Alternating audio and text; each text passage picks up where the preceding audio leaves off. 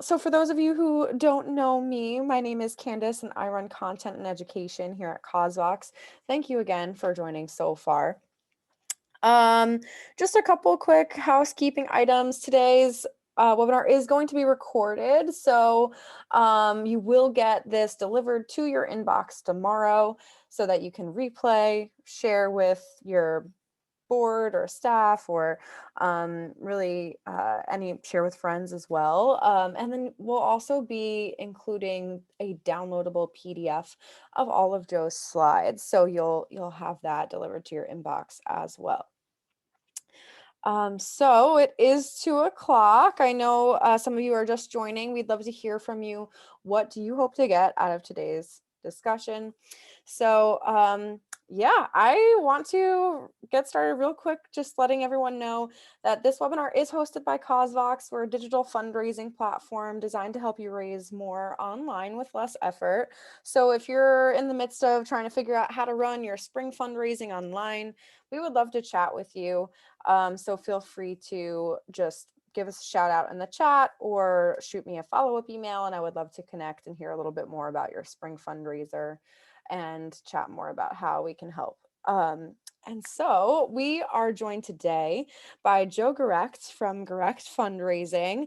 I'm so excited to have Joe here. He has a wealth of experience, 20 years of experience plus in the field, helping nonprofits raise funds and really taking their fundraising to the next level to really systematize and dramatically increase the amount that they raise. So previously, Joe founded the Fundraising Authority and connected with over 50,000 nonprofit fundraisers and has really touched countless nonprofits in his 20 plus years of experience in the field. So Joe is quite the professional, and he has so much knowledge after learning so much from working with nonprofits and in so many industries. So Joe is here today to really share more about how to find and engage new major donors for your nonprofit. And so, Joe, thank you so much for joining us. I really appreciate it.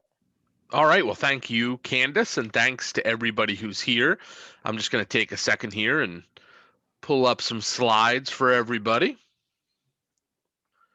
Awesome. Thanks.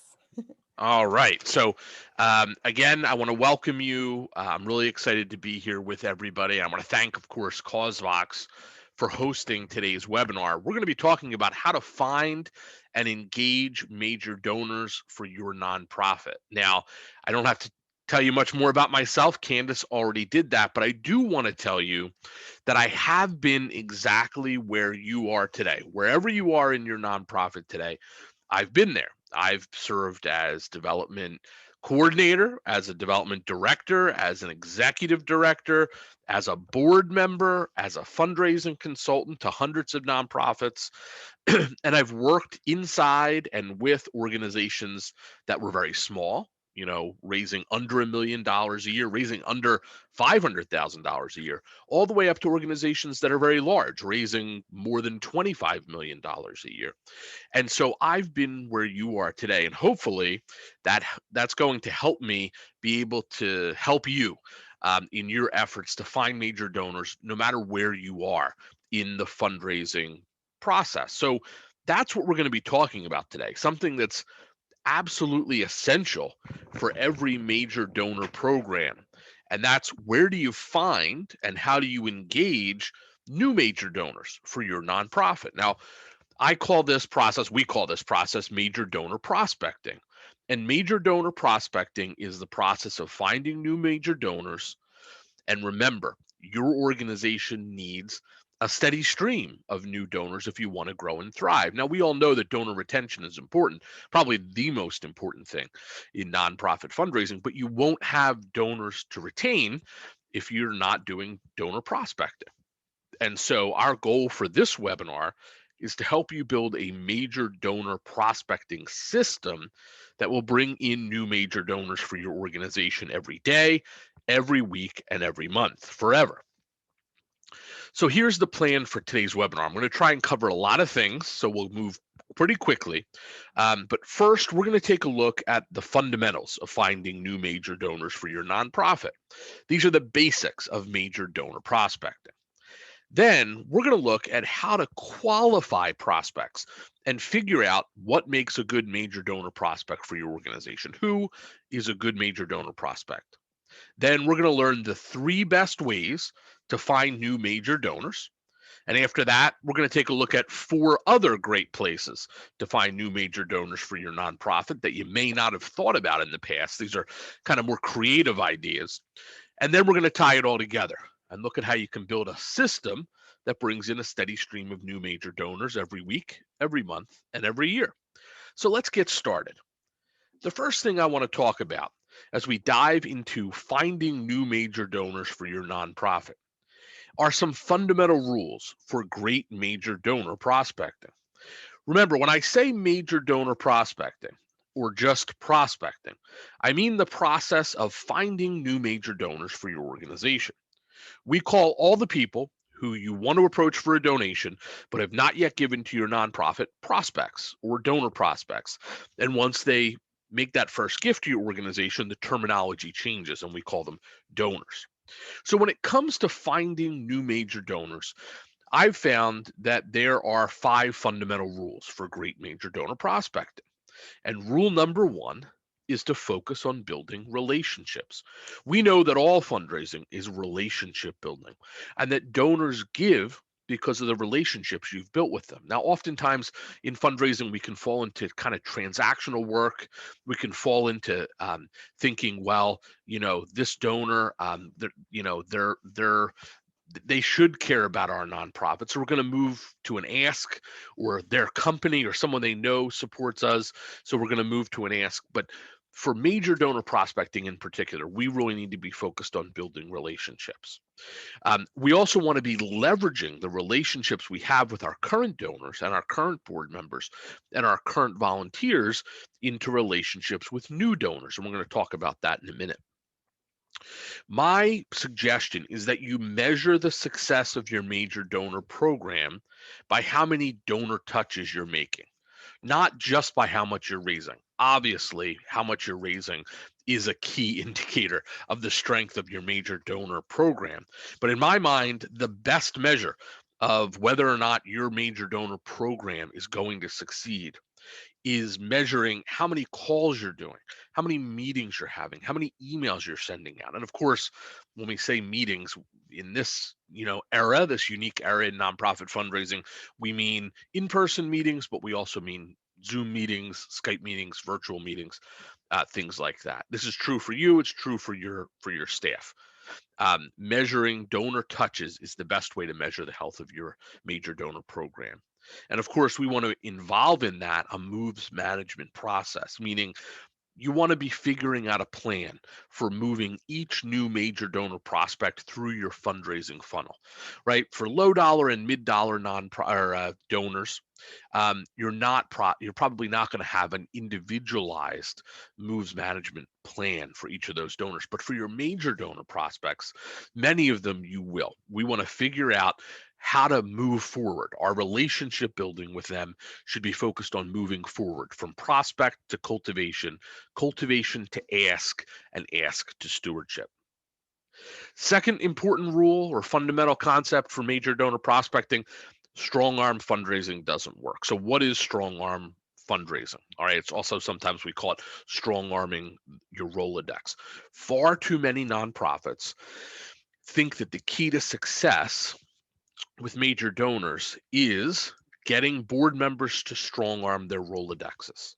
All right, so what does that mean? That means when I walk into a nonprofit and I hear at a board meeting, we need you to find 5 new $1,000 donors this month, or we expect you to find 4 sponsors for this event. All right. What you're saying to your board members is, we want you to strong arm your Rolodex. We want you to call in favors, call people who can't otherwise say no, and make an ask right away and get them to give. That can work for short-term money, but that's not going to work for building a long-term donor relationship. Your board members, and we're going to talk about this in a few minutes, but your board members can be a huge help to your fundraising program if they're out being ambassadors, meaning talking to people about your nonprofit, gently introducing fundraising for your nonprofit, connecting them, their contacts with your fundraising staff at your nonprofit. We want to take it slow, but not too slow. But what we don't want to do is ask our board members to go out and call in favors today to raise immediate money, because primarily because of what we said in that first rule we talked about. Our goal is to build a lifelong relationship with the donors that our board members help us meet. So strong arm fundraising doesn't work, at least not in the long run. Rule number 3, your donors care about your mission and your prospects will care about your mission. So focus on it. So a lot of nonprofits actually discount the value of their mission to their major donor prospects, right? If a new donor may know your board chair or be best friends with your executive director, and that may cause them to give one time, but they won't develop into a lifelong major donor unless they care about your mission. So, major donor prospecting is the process of figuring out which donors have the capacity to give and are reachable by your nonprofit, and then presenting them with the opportunity to fall in love with your mission. Some of the people you reach out to, some of the people that you're introduced to, some of the people that you figure out a way to talk with are going to be moved by your mission. And others will have philanthropic interests that lie elsewhere. And guess what? That's okay. Your board members, when they serve as the ambassadors for your nonprofit, your major donor prospecting efforts, if you have a major gift officer or development director, when they're doing outreach, their job is not to force or convince or debate potential donors into giving to your nonprofit. Their job is to meet as many potential donors as possible and then figure out where there's, product fit with those major donors, where the major donor prospects' interests match the mission of your nonprofit. Some people that won't be the case. That's okay. Doesn't make them bad people. They have interests that lie elsewhere. That's fine. A certain percentage of the people that you talk to that have capacity, your mission is going to resonate with them, and those are the major donor prospects that you really want to focus on relationship building and vision casting. So put your mission front and center for your donors and prospects, and don't be afraid to be emotional in your fundraising. The truth is, when it comes to nonprofit fundraising, it's really impossible almost to be overly emotional in your donor messaging. So be emotional, tug at the heartstrings. Mission is what moves donors. Tell stories about your work and about the people that you're helping, and move donors to act based on that relationship building and that those emotions that they feel when you're talking with them about your nonprofit. Rule number 4, prospecting is a process and you have to be deliberate about it. Far too many nonprofits treat major donor prospecting in a kind of a haphazard manner, meaning they throw everything on the wall to see what sticks and they figure, you know what? We're going to find major donors. I'm going to tell my board I need major donors. We're going to have events. We're going to do these other things. And, we'll figure out, major donors as they come across our radar. Sometimes these organizations essentially think donors are just going to fall into their laps, or that donors will find them on their own because they have such a powerful mission, instead of the other way around. And it really is the other way around. The only way to be successful with prospecting, with finding new major donors, is to be deliberate about it. You have to have a fundraising plan in place that includes a plan for finding new major donors. You're going to learn the process as part of this webinar. That's what we're going to be talking about next. All the strategies that work for finding new major donor prospects. But just know it's a process and you have to be deliberate about it. You have to be deliberate about prospecting. Also, remember that you need to track your donors through the fundraising funnel. This should be in a donor database, or if you're a brand new nonprofit in an Excel spreadsheet, that's fine. Or in addition to the database, one tactic I love to use is keep a giant whiteboard in an area where your donors will never be, right? It can't be in your office if you meet with donors in your office. But that tracks where your current biggest major donor prospects are in the process, in the moves management process. You have to know where your donors are in the funnel at all times. And then our fifth and final rule for great major donor fundraising programs: activity matters. The more active you are, the more you will raise, right? Seth Godin, who's a marketing expert, said, and I love this: the more you ship out into the world, the more you will receive. Now, he was talking about sales, but it's true for nonprofit fundraising as well. The more active you are, meaning the more donor messaging you ship out into the world, the more money you will raise at your nonprofit. Good major donor fundraising requires you to be active. It requires, as I said a little earlier, it requires you to focus on doing meetings, doing calls, sending emails, a donor communications program, your newsletters, your networking events, etc. The more activity you carry out and the more donor touches you engage in, the more successful you're going to be with major donor fundraising, and the more major donor prospects you're going to bring into your orbit for your nonprofit.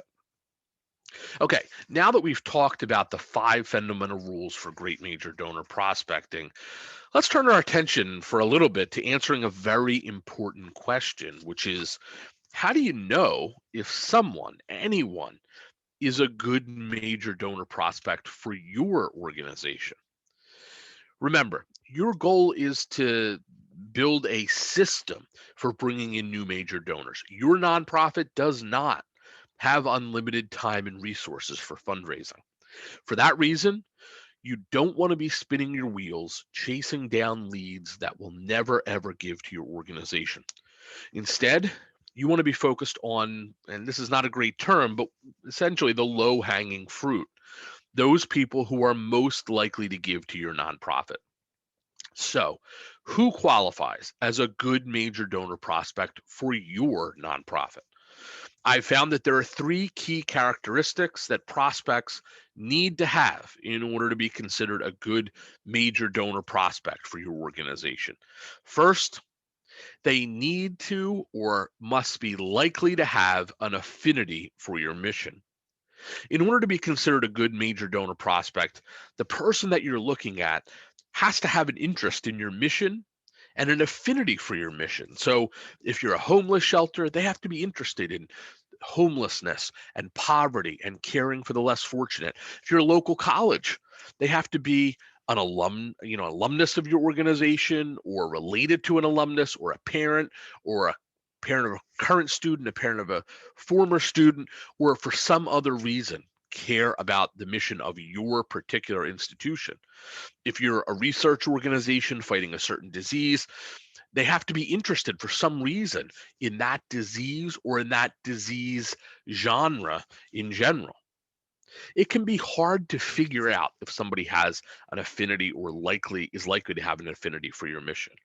So look at what other nonprofits they give to if you can find out that information. Try and figure out what they do for a living, what they post on social media, what boards they're on, etc.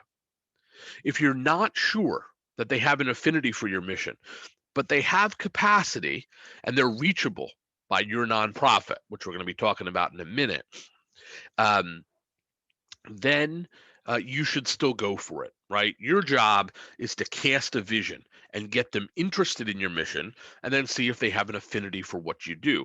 The best case scenario is that they give to a lot of other nonprofits in your general mission field.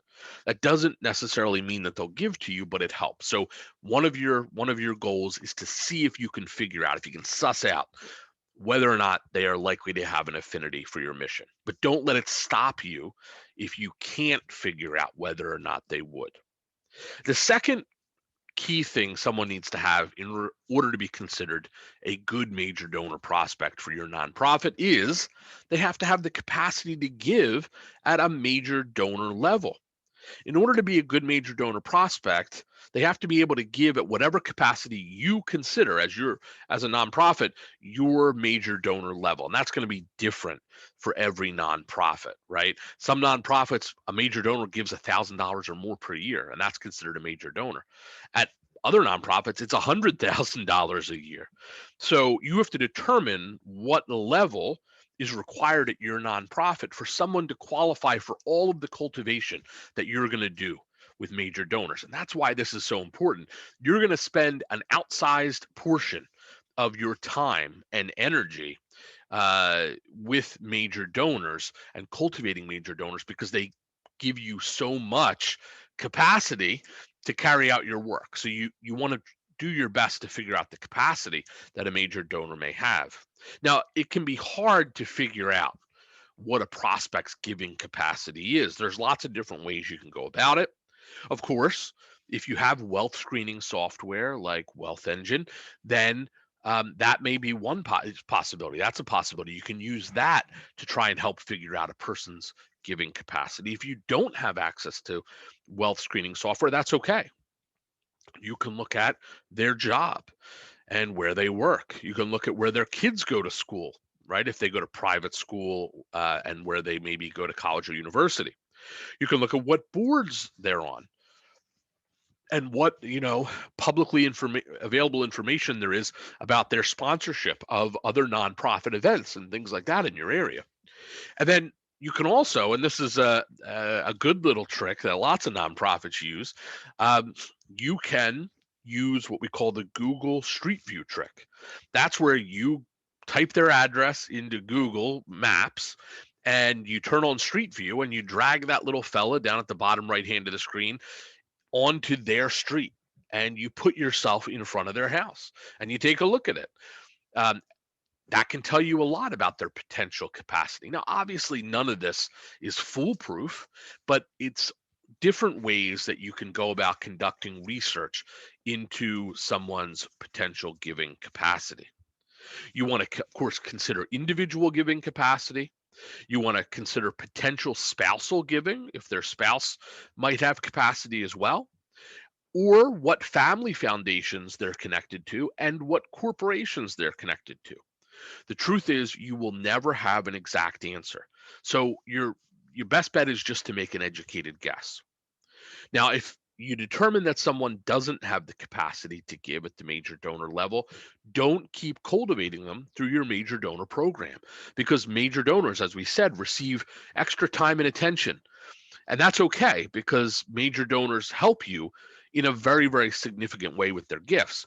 If someone can't give at the major donor level, you can cultivate them in other ways outside of the major donor program. So a mid-level giving program, direct mail, through a fundraising event, etc.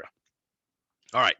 So the first, remember, in order to be considered a good major donor prospect, somebody needs three things. First, hopefully they are likely to have an affinity for your mission. Second, they have to have the capacity to give a major gift to your nonprofit. And then third, they need to be reachable by your nonprofit's fundraising team.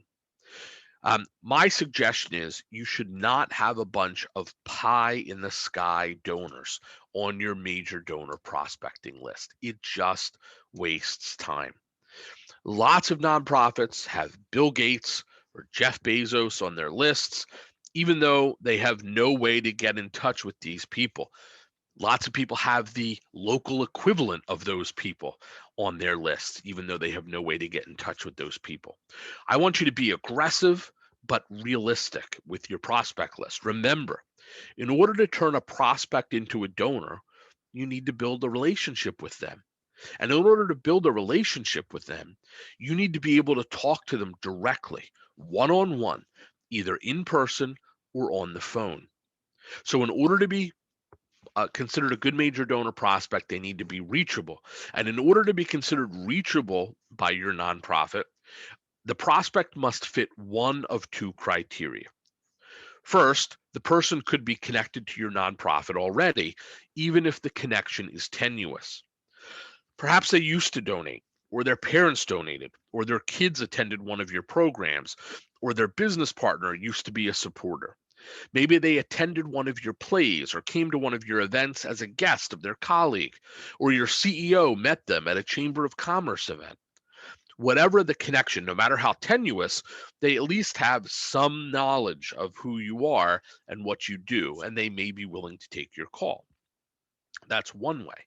On the other hand, the person could be considered reachable even if they don't have any current connection with your organization, if they have a strong connection with someone who does have a connection with your nonprofit and who hopefully is willing to help you.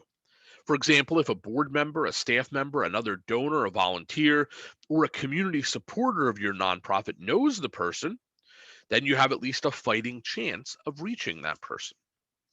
As you create your major donor prospect list, keep these three criteria in mind. And as your board and as your staff does this work, as you have tons of ambassadors out in the community talking about your nonprofit, your universe is going to expand. Your donor universe, your prospect universe is going to expand. So you may be thinking, well, we don't have enough people right now who are connected to major donors in our community.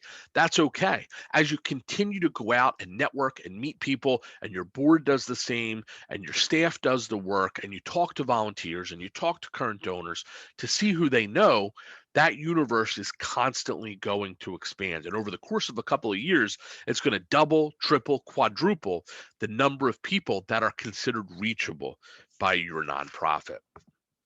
Okay, now that you know how to figure out whether or not someone would make a good major donor prospect for your nonprofit, let's move into prospecting strategy. All right, so I want to start by talking about the three best ways to find new major donors for your organization. These three strategies are mining your own database, using non-ask events, and seeking out donor referrals. And they can work separately or together to help you find hundreds of new major donors for your nonprofit. Let's start by talking about mining your own donor database. One of the most important things for any nonprofit to understand is that your fundraising program is like a sales funnel. There's a concept in business called a value ladder. Many types of businesses have products of varying price points. They bring in customers on lower ticket items and are able to move some customers up to higher ticket items. Take, for example, a landscaping company. They may have 1,000 customers who pay them to cut their lawns every week, and that costs $25 every week. They may be able to upgrade a certain percentage of those lawn care customers to landscaping work, meaning the company comes out every year and plants flowers and mulches and clears leaves. This service might cost $1,000 per year. So they have 1,000 customers at $25 per week, and then a portion of them who pay $1,000 a year for landscaping. And then the company may be able to convince a certain portion of these higher ticket customers to also pay them for a complete yard redesign, taking out trees and building flower beds and putting in shrubs, etc. And that might cost on average $10,000 for a project. That's their value ladder.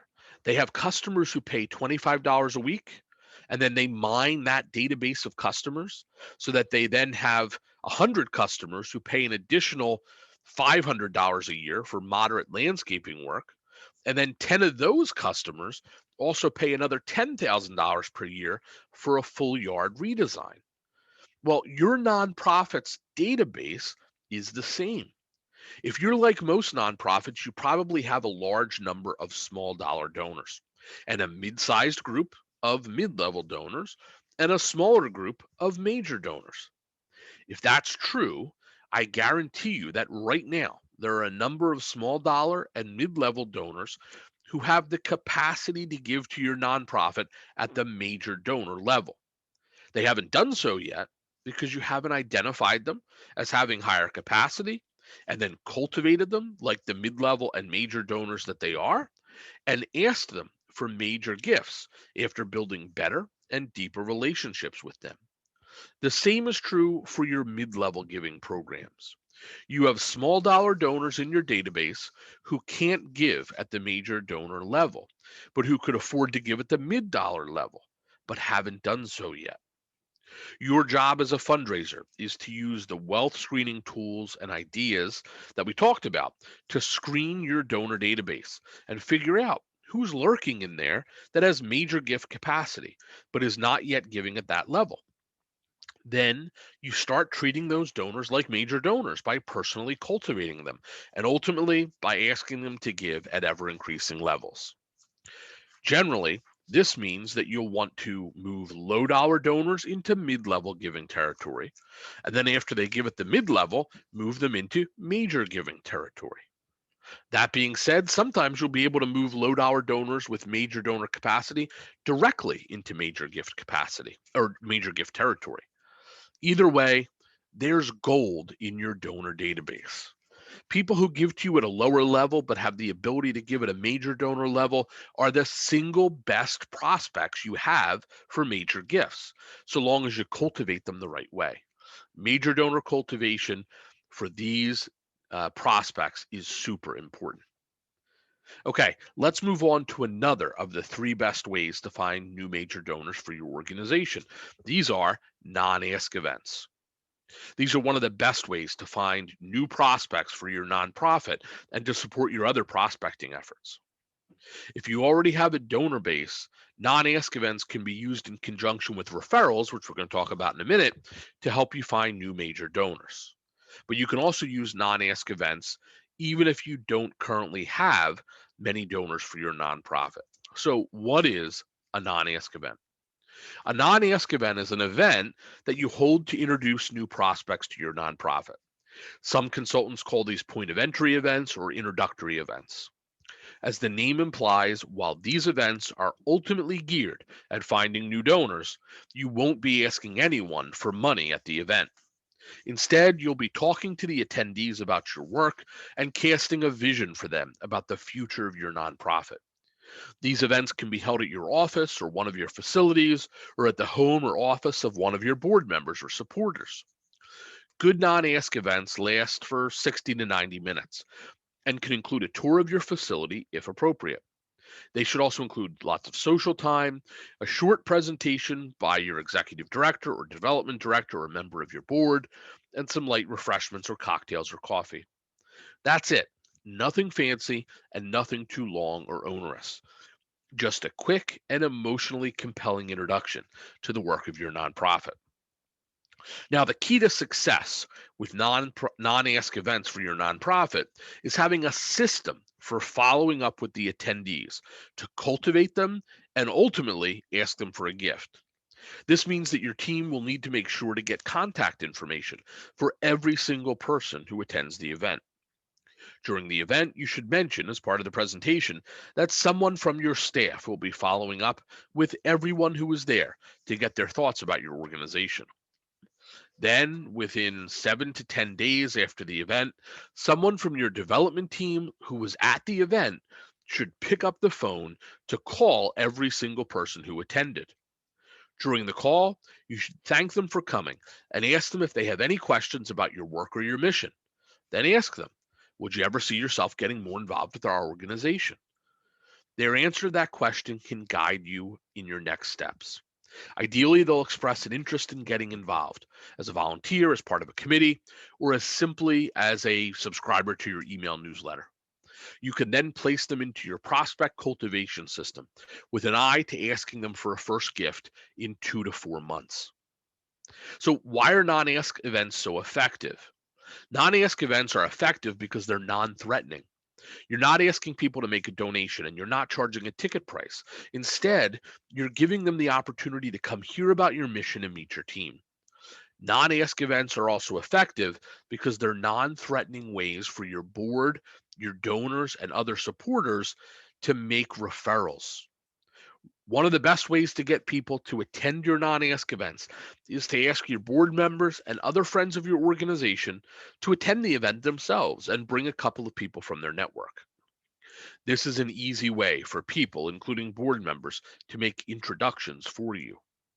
Many nonprofits hold 3 or 4 non-ask events each year, and they ask certain board members, donors, and volunteers to captain those events by agreeing to attend and bring along 2 or 3 friends. If 4 of your supporters co-captain an event and each bring along 3 friends, that's 12 new major donor prospects for your nonprofit all together in one room. Some of your donors and supporters may also be willing to hold their own non-ask event on your behalf at their home or office and to take responsibility for inviting their entire network to attend. If you develop a non-ask event schedule early in the year, your staff can also use non-ask events as a primary step in the cultivation process by inviting new prospects to the next regularly scheduled non-ask event at your facility. Your team can then use these non-ask events as easy reasons for a second donor touch after an initial prospect meeting or phone call. The key to success with non-ask events lies in setting up a system for using them at your organization. This means laying out a schedule of non-ask events well in advance, and then asking board members and other supporters to help you by getting their contacts to attend. You should explain to your supporters that their friends will not be asked for money as part of the event, but will be contacted at a later date to ascertain their interest in your organization. Then, be sure to follow up with each attendee after your event. Those attendees who express an interest in getting more involved should be placed in your cultivation system so that you can continue building a relationship with them. With a little planning, every nonprofit, no matter how small or large, can use non-ask events as an essential part of the donor funnel. All right, now let's move on to the third way that I mentioned to find new major donors for your nonprofit. And that method is by seeking donor referrals. Every nonprofit has the potential, once they start to build a donor base, to seek out donor referrals. It's a very, very powerful way to have your current supporters introduce you to their social and business networks. The process of asking your current donors, volunteers, board members, and others to introduce you to their friends and colleagues is called seeking referrals. It's a potent strategy, one that many organizations talk about, but few actually implement. So let's talk for a minute about how to build a donor referral system for your nonprofit. Now, we all know how hard it can be finding new donors for your nonprofit, and cold prospecting, where you identify new prospective donors, approach them, and attempt to cultivate them without a pre existing relationship, is a long process. That's why we said it's so important that major donor prospects be reachable by your nonprofit.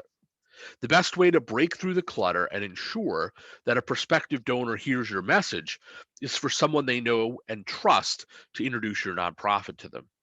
This trusted person could be a family member, a friend, a business partner, a neighbor, a vendor, a client, or some other acquaintance. When someone introduces your nonprofit to a friend, it not only helps your message penetrate the marketing clutter and catch the attention of a prospective donor, it gives your organization instant credibility. The person thinks, my friend Sue is involved with this nonprofit. They must be a great organization. But referrals don't just happen. And when we talk about referrals, we're not talking about harassing your board into finding donors today, as we said. We're talking about a systematic process for getting people to serve as the ambassadors for your nonprofit. We generally say when building your donor referral system, there are 3 basic rules to keep in mind. The first is people won't make referrals unless you ask. Very few of your supporters and donors are going to introduce you to their network without you specifically asking them to.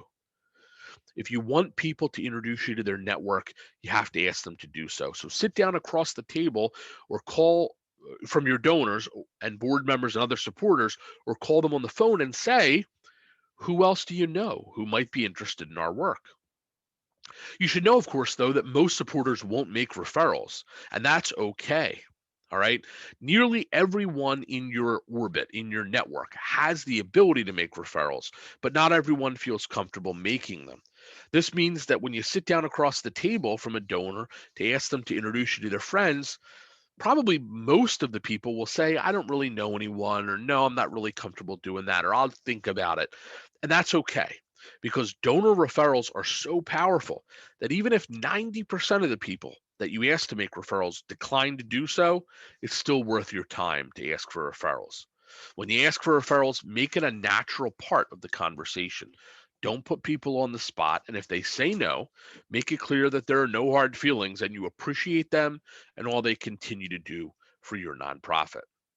And number three, you need to make referrals easy on your donors, right? You need to make asking for referrals easy. So one great way to do that, as we said, is to set up those non-ask events and ask your current donors to come and bring someone. That makes it really easy for them to make referrals. Another great way to make it easy for your donors to make referrals is for you to offer to attend events with them, right? If one of your donors is on the board of a local association and wants to introduce you to some of his or her business contacts, offer to go to an association meeting with them or a chamber of commerce lunch or to go to some other networking event with them where it makes it easy for them to introduce you to the people they know. And of course, one of the most important parts of a successful referral system is the follow up. It's great when someone makes an introduction on your behalf, but it doesn't do you much good if you never follow up with the new prospect to build the relationship. So when someone is referred to your organization by a current supporter, do your best to set up a meeting or call or Zoom as soon as possible. This meeting or call is your opportunity to introduce your nonprofit and its work. Your job during these initial conversations is not to ask for money. That will come later in a future meeting or call. Your job is to cast a big vision, lay the foundation for a long-term relationship, and start the process with your donor. If you want to use referrals as an ongoing source of new donors for your nonprofit, you need to set it up as a donor referral system. This means you need to build donor referrals into your development plan by asking each of your donors for referrals, each of your major donors for referrals every year, unless they explicitly decline to provide referrals. There may be ways to ask your mid-level donors for referrals as well if you have the capacity to do so. Holding non-ask events on a regular basis is a great way to bake referral building right into your nonprofit's donor communications and cultivation plan. And you can measure the success of your efforts by counting the number of referrals that are made each year and recognizing and thanking the supporters who do successfully refer new donors to your nonprofit. All right, I know we're moving quickly towards the end of this webinar and to the period where we're going to have Q&A, but I did promise you 4 other ways to find new major donors for your nonprofit. So remember what I said though. One of the biggest mistakes you can make in setting up a major donor system is trying to do everything. I guarantee you that you don't have the time and resources to use every possible strategy for finding and engaging new major donors. So you need to pick the 2 to 4 strategies that you think will work best for your organization and perfect them. And then only add an additional strategy after that perfection or that perfecting happens. So I would suggest you start with the top 3 strategies we just looked at: referrals, non-ask events, and mining your database, and then add 1 or 2 other strategies to your process as things grow. So I'm going to give you 4 quick other ways, or quickly give you 4 other ways to find new major donors out of the probably hundreds of ways you could find new major donors for your nonprofit. The first one is to launch affinity groups. So you may have come across nonprofits that have a young professionals group or a lawyers group or a doctors group or a group based on geography, meaning, if you cover a wide metropolitan area, maybe you have a group for a certain area of the suburbs or a group for downtown. These are affinity groups. These are groups of people who support your nonprofit and share an affinity. They live in the same area, they have the same profession, they're in some other cohort where they share an affinity. These can be a great way to find new major donors if there are current major donors in that affinity group, because those affinity groups can be tasked with helping to bring in new people who also match that affinity. So, for example, if you have a young professionals group for your nonprofit, those young professionals know other young professionals and they can Talk to those young professionals and try and get them into the affinity group. So affinity groups can be a great way to build donors, to find new donors at all different levels, including major donors. Another possibility, host roundtable discussions and panels. Now, your staff and board may be experts in their field. You may have some members of your staff who are experts in what they do. If you're a homeless shelter, maybe you have someone who really is an expert on homelessness in your area. If you're a hospital, maybe you do have some doctors on staff or other staff members who are experts in certain fields. Why not host a roundtable or panel discussion or other speaking event about your mission field and have your team speak as experts? Then you can have board members and local companies and other supporters advertise the event, serve as the ambassadors for the event, and ask your list to come and to bring friends. You can make it free and have a registration table. That way, you'll get people to self-identify as being interested in your mission. If someone comes to an event talking about how to end homelessness in your town, they are definitely interested in the concept of homelessness and in the civic life of your town. So set up a registration table so you know everyone who attends, and then follow up with everyone the best you can. And if too many people come, for the capacity of your staff, the bandwidth of your staff, you can wealth screen the ways we talked about earlier and decide who gets personal follow-up and who gets less personal follow-up, like letters and emails. Third possibility, put together a community or corporate advisory board. When people give you their advice, it's often a first step towards making a donation to your nonprofit. When someone gives you their advice, they feel like they've already invested in you and they want you to succeed. All right. So if you put together a community advisory board or a corporate advisory board, it's not your board of directors and you don't necessarily need to follow their advice, but it's a great way to get people invested in your work before they give money. It's often an easier ask for someone to join one of these boards before asking for certainly a major gift. And it's a great step in the donor cultivation process. A fourth idea that may be appropriate for you is political networking. And I don't mean political networking meaning you getting involved in politics. I mean networking with your local political leaders. Politicians at all levels know lots of donors, right? So you want to make sure that all of your local political leaders, all of your elected officials know about your work. So you can hold one-on-one meetings with politicians or with their staff members, or legislative breakfasts, which are very popular with many nonprofits, and start to build those relationships. And then while it's highly unlikely that the politician will be able to donate or to your nonprofit, um, you'll want to ask those politicians to help you meet certain donors or local businesses that the politician's connected with. So oftentimes, once a politician gets to know your work or an elected official gets to know your work, they're willing to put in a good word for you. They know how important you are to their community, and they're willing to put in a good word for you to large businesses or people with capacity who they know that are right there in your community.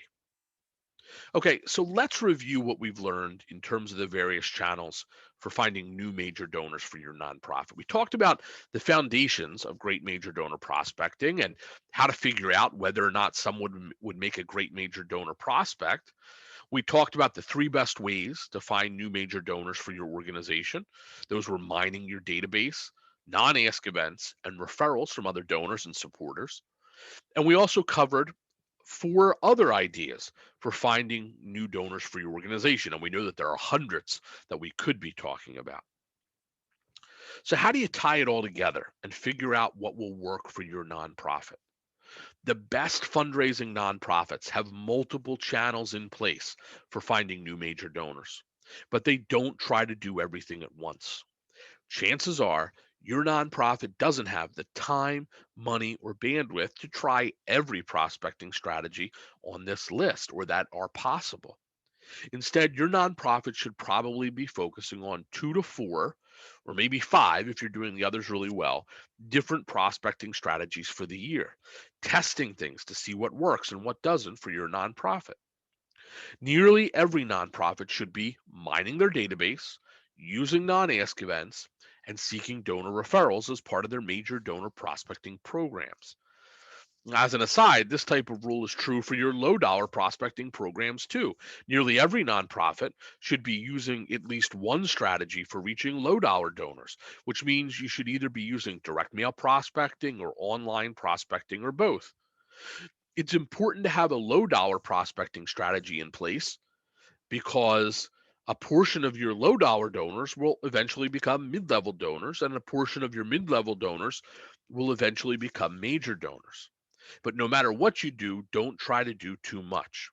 Focus on a handful of strategies and get them really cranking at your nonprofit. Once they're working well, you can add in new strategies if your time and budget allow. Now, I hope you enjoyed today's webinar and that you find it helpful for finding new major donors for your nonprofit.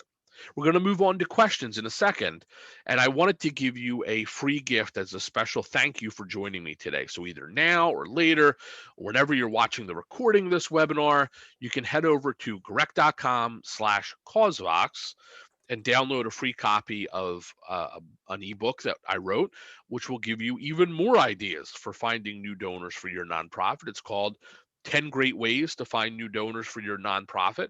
And as I said, it's absolutely free when you use that link. So thank you again for joining me today, and I'd be happy to answer any questions that you have. Thank you so much, Joe. This has been such an insightful webinar today.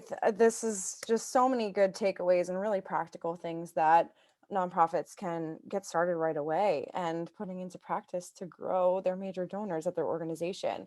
I recommend that everyone take a look at that ebook. It's such a great offer. I pasted that in the chat. And I'll also be including that in our follow-up email as well. All of you are going to get, just a quick reminder, I'm going to get the recording as well as the slides so that you can review this later on and just keep getting insights from this great session. So yeah, I'd love to take the next few minutes to just go over all of your questions.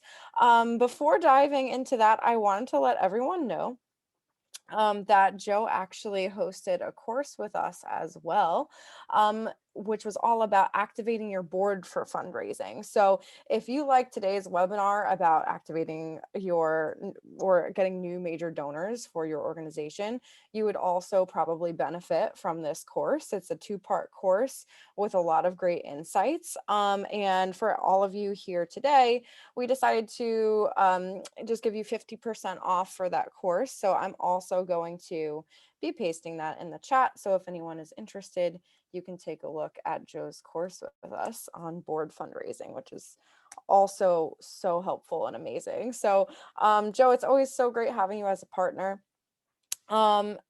Just one last announcement. We have our upcoming impact report intensive coming up on Thursday. So if you're in the midst of putting together an annual report and focusing on reporting impact well to audience and standing out to donors today, which are also great things for you to use in your major donor communications, you can also check out our impact report intensive as well. So coming up on Thursday. So yeah, I want to spend the last few minutes here really diving into your questions. I saw one just came in that was just all about any tips for hosting an online non-ask event, Joe? Yeah, so a lot of nonprofits have done that very, very successfully over the past year. My suggestion is make it even shorter, right? Because the biggest issue with online events is that nobody wants to be at an online event for 4 hours. They may want to be at your gala for 4 hours or 3 hours if you have a particularly dynamic event, but they don't want to be sitting online for 4 hours. So my suggestion for an in-person non-ask event is it's 60 to 90 minutes. To be honest with you, my suggestion for an online non-ask event is 30 to 45 minutes. Tell people that. Say, and don't, another thing I should have mentioned, no matter whether it's online or offline, don't call it a non-ask event to the people who are coming, right? Because that sounds very technical. You can call it, a night with, you know, a night with, the gang from, University of Pennsylvania, or, you know, uh, you know, uh, the Lawndale Hospital, uh, night, or whatever you're calling it. Call it something that sounds interesting. Let people know we want to talk to you. It's only going to be 30 minutes. It's only going to be 45 minutes. We're going to have a really compelling speaker, or we're going to have, a quick discussion about our work. But my biggest thing is let people know it's going to be short, and if there's a way to make it interesting, do that. Don't be afraid to have a pre-recorded portion. For example, if you're a school that normally would offer a tour of campus as part of your non-ask event, pre-videotape that. Have it be short. Pre-videotape a 10-minute tour of campus with just highlights. Go live on the non-ask event online, but then cut to the 10-minute tour, and then cut back to the live portion. Don't feel like you have to do everything live either. Mm-hmm. Yeah, I think that's a great tip where like not having everything live kind of takes a lot of pressure off you, and it also allows you to prepare a lot in advance and have, kind of those stories already told so that you can just kind of press go when the time is right. And then for those non-ask events, I saw another question come in that was just about how many people you should usually aim for those. I I wouldn't get too hung up on that. I Mm-hmm. say that because a lot of nonprofits will be disappointed in the beginning when they start with non-ask events, and maybe they ask a couple of board members to invite people, and they end up with 5 or 6 people at their first non-ask event. That's okay. Your nonprofit has, if there's 5 or 6 people at the non-ask event, that's 5 or 6 new potential prospects, which is fantastic. And non-ask events tend to grow. If you set it up so that you're going to have a non-ask event every quarter, your first few non-ask events, you're not going to have as many people as you would like. But I can tell you from firsthand experience that as your staff gets used to inviting people to non-ask events, as it becomes a regular part of your cultivation strategy, as board members get comfortable with it, you will grow the number of people at the events. I was with one organization that went from having 5 people at their first non-ask event to 1 year later, after holding them quarterly, having 30 people at a non-ask event. Now, this is an organization that was very, very small. So the idea of having 30 potential new donors at a non-ask event was huge. And it was because they didn't get bogged down in, oh, we only have 5, maybe we shouldn't do it. Definitely go ahead. If you have 2 people coming, still go ahead with it. Give them a personalized tour, a personalized meeting, and let it steamroll from there. Yeah, okay, great. And so I saw another question come in that was really just about like a few examples. They said like 10 examples of cultivation that builds relationships to help move mid-level donors to large donors. But do you have just like a few tips for just getting those mid-level donors to the next level? Well, the biggest things are segmenting your database so you can figure out which mid-level donors have the capacity to be major donors, and then asking. I mean, the truth Mm-hmm. is, the simplest way to turn mid-level donors into major donors is to figure out, let's say, what the top 5% of your mid-level donors are, who has, in terms of capacity, and then spending 6 months really focused on communicating with them, trying to set up meetings or Zoom meetings, trying to do phone calls, trying to send them, handwritten notes, really trying to build that relationship with them. And then not being afraid to make that ask at a defined point, right? Because a lot of nonprofits get stuck with, well, I don't think they're quite ready. And it's been 2 years since you identified them as a potential major donor and started having conversations. Your goal should be, once you identify someone who's a mid-level donor who has the capacity to be a major donor, ask yourself what it's going to take for you to be able to successfully make a major donor ask in 6 months. Whatever it's going to take, whether it's 2 meetings, whether it's whatever, That should be your goal, because your goal should be 6 months from now. I want to be able to ask them for a major gift. And so I'm going to put in the cultivation work that's necessary to be able to do that. Yeah, absolutely. I think that's great. It's just really just whatever type of communications I think makes sense for that donor, and just stewarding them well, I think the whole time. I also think just any ways that you can report impact on like what gifts what their gifts have already done to help your organization move forward, and then any other ways that you can show them what a larger gift could do. I think that's always really, really helpful. um yeah, there's been so many great questions coming in. If we don't get to your question, I highly recommend that you reach out to Joe as well, and just follow up with your questions as well as follow up with me. I'll put my email in the chat. I don't know, Joe, if you want to as well. It's just if anyone wants to go ahead and reach out. I'd love to get to maybe like one or two other questions. And then, yeah, thanks for throwing your email up there. Yeah, so how about for a board that isn't quite comfortable reaching out? I know that's really what your whole board fundraising course is all about, is actually getting your board more comfortable with reaching out and also participating in fundraising. So I do think for a really in-depth answer, definitely check out the course. It's 50% off. But for just any strategies that you have about getting your board to actually reach out and make those referrals, especially if they're not like familiar or uncomfortable with the idea. Sure. And yeah, we do talk about this a lot more in the board fundraising course, but generally I'd say a couple things. One, stop talking to your board about them becoming fundraisers. I kind of alluded to this a little earlier, and start talking to them about being an ambassador for your nonprofit.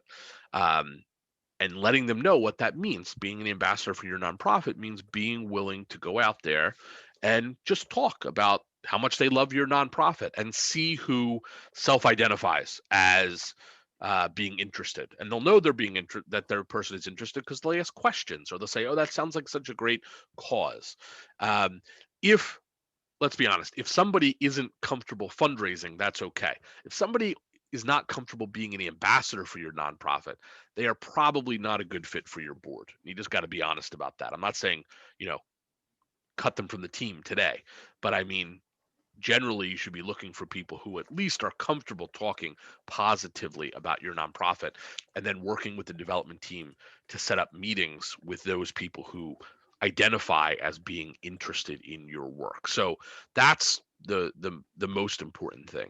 And then really making it easy for them to be an ambassador. The non-ask events are great for that. That's a great way for people to be to feel more comfortable. For example, there are lots of organizations where the board chair or the development chair of the board will host an event. This is during normal times where people are comfortable with in-person things, but will host an event in their home or at their office, and just say to other board members, "Look, I'm having,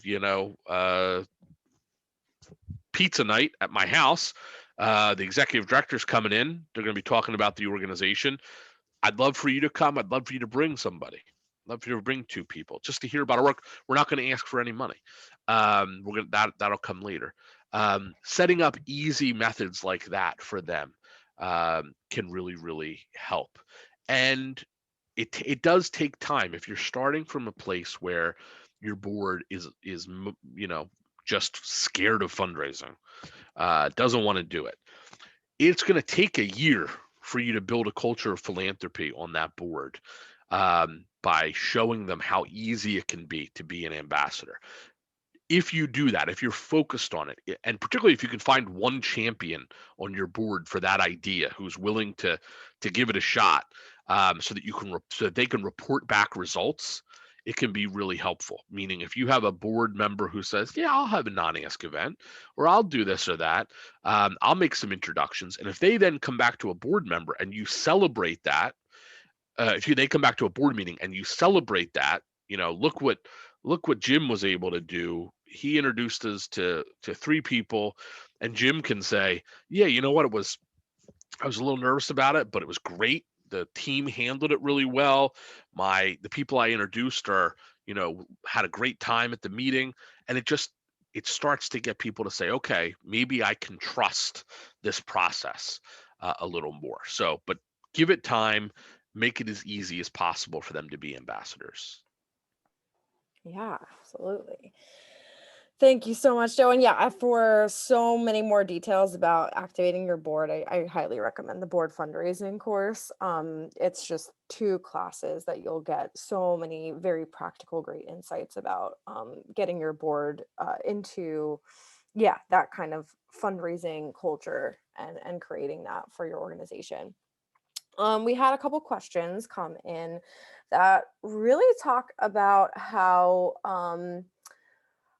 like when you are, so I'm just going to read the whole the whole question. So can you consider talking about major donors from the perspective of a BIPOC or woman? So people of color, especially women that are in these fundraising positions and having to engage with these major donors.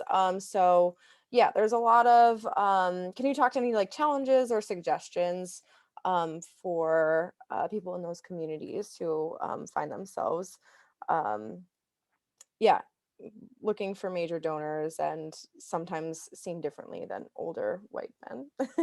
Yeah, so I would just say, remember that there are major donors everywhere, Hmm. right? We've all heard the stereotypical story, or the kind of story you hear when it comes out of, the little old lady who everybody thought was not, didn't have any money, and, scrimped and saved. And turns out that she left $1.5 million to her high school that there are stories like that everywhere. So remember that um, there are people with major donor capacity everywhere, and you should not limit where you're looking for major donors to any one conception of what a potential major donor looks like. Right? There are major donors out there. People with capacity everywhere.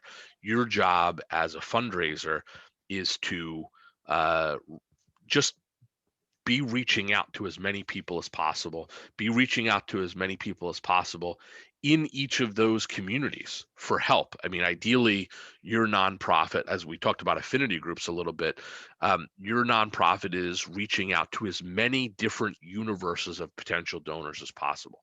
I often say that one of the jobs of a nonprofit board is to boundary span, meaning they're helping you get into a relationship with new donor universes that you don't already have connection with, to help you find new major donors and donors at all levels. So again, don't limit your conception of what a major donor looks like or sounds like to any one potential donor universe, and try and seek out people in lots of different potential donor universes who can help you span those boundaries, because they believe in your work, and they're willing to help you, make connections and make referrals into as many different potential donor universes as possible. Yeah. Okay, great. Thank you so much. I think there's been so many great questions. Joe, I don't want to keep you too long. I know we're a little over, but um, yeah, there's one last question that I thought was really interesting from Rose, which is, what medium do you envision for for affinity groups? Like, and she said like Facebook groups, or how do you identify those affinity groups and get those?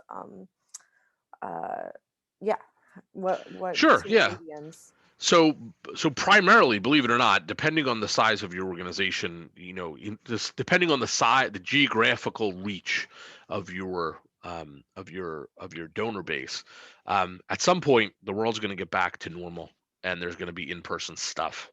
And most affinity groups, strong affinity groups, have an in-person component, right? Most young professionals fundraising groups have young professional fundraising events. Um, and that's true for all different types of affinity groups, entrepreneurs groups, lawyers groups, whatever it is. they tend to have some in-person get-togethers, whether it's a formalized event or a happy hour or a breakfast, whatever it is. So I think for affinity groups, there's always going to be that in-person component, which right now is happening online through video, but there's always going to be that component. Yes, the the medium that was mentioned with the Facebook group, yes, that can be a great way for some nonprofits and some affinity groups. LinkedIn groups, for some professional groups can work, and email lists. I love to make sure that I have the email addresses of people who are in our different affinity groups tagged or segmented, so that I can also email, so that we as an organization can also email those lists as well. And it's not, if you're running a good email program at your nonprofit, meaning you're sending out email newsletters every month or every week, whatever it is, you don't have to be emailing your affinity groups that often. All right. You could send out a quarterly or every other month email to your, young professionals group with some, things that would be interesting to them, and with, you know, uh, whatever would be interesting to them. And just one final thing, when things get back to normal and you're doing fundraising events, if you have a big annual event, many nonprofits will also have little affinity group events right before that. So, I mean, this is for organizations that are having really big events, but if you have a gala and you have 350 people come into the gala, some organizations will have, 2 or 3 affinity group happy hours in different locations prior to that event, which gives another little additional way for people to connect, and then hopefully funnels people into the bigger event as well. So lots of different ways to do it.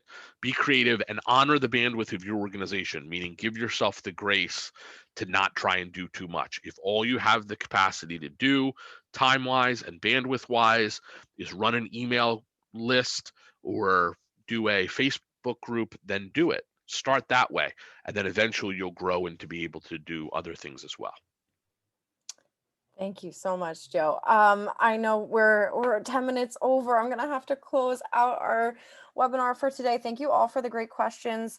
If you didn't get your question answered, please feel free to follow up with either myself or with Joe, and we would love to chat with you and get all of your questions answered.